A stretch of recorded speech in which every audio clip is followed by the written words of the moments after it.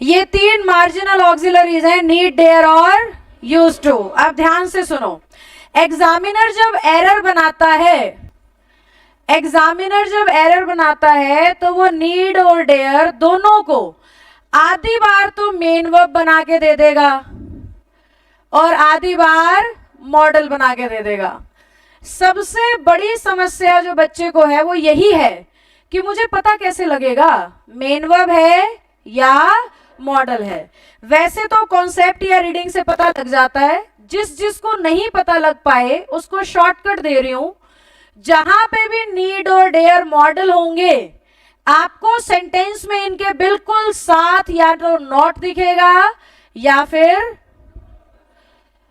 इन शब्दों के बिल्कुल साथ या तो क्या दिखेगा, नॉट, या क्या दिखेगा, फर्स्ट फॉर्म। नॉट या फर्स्ट फॉर्म देखते ही समझ जाना ये मॉडल है। अब इससे फर्क क्या पड़ेगा, अगर ये मॉडल है तो कभी इन पे SEIS नहीं लगेगा, और अगर ये मेन वर्ब है तो SEIS भी लग सकता है, ED भी लग सकता है, ING भी लग सकता है। समझते हो मेन वर्ब की कितनी फॉर्म बनती हैं, कितनी मेन वर्ब की कितनी फॉर्म। तो जब ये मॉडल होगा तो सेंटेंस में क्या दिखेगा, या फिर क्या दिखेगा, या फिर नॉट या फर्स्ट फॉर्म दिखने से क्या मान लोगे, और अगर मॉडल है तो इसकी फॉर्म चेंज। अगर ये मेन वर्ब है तो टू के साथ फर्स्ट फॉर्म दिखेगा तुम्हें लाइन में, अगर टू के साथ फर्स्ट फॉर्म दिखे तो तुम्हें इसकी फॉर्म चेंज करनी है according to the subject. Subject singular होगा तो वर्ब सिंगुलर आ जाएगी, सब्जेक्ट प्लूरल होगा तो वर्ब प्लूरल आ जाएगी। पर अगर ये मॉडल है तो सब्जेक्ट कैसा भी हो कोई फर्क नहीं पड़ेगा, हर केस में सेम टू सेम चलेगा। क्या हम समझ पाए बात को, सभी बच्चे समझ पाए। क्वेश्चन लिख के पूछूं, आंसर दोगे, ठीक है। जिनने होमवर्क नहीं किया उन्हीं से पूछूंगी। मैंने कहा ही डेयर्स नॉट गो एनीवेयर, जिससे पूछूंगी वो बताएगा, सारे चुप रहेंगे, बाकी सोच लो और देख लो सारे।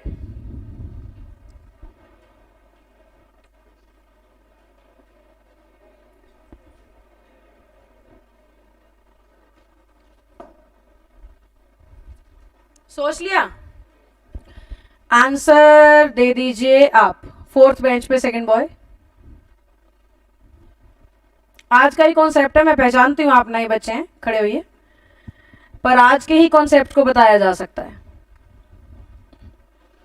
आपने गलती बतानी है, गलत क्या है और सही कैसे होगा। हाँ जी, डेयर के साथ एस लगा हुआ है, बैठिए।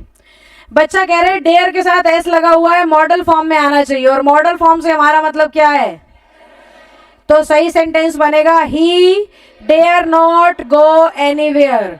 बहुत सारे बच्चों को जो इसमें भ्रम रहता है वो पेपर में ये रहता है, अभी रूल ताजा ताजा है, तुमसे गलती नहीं होगी।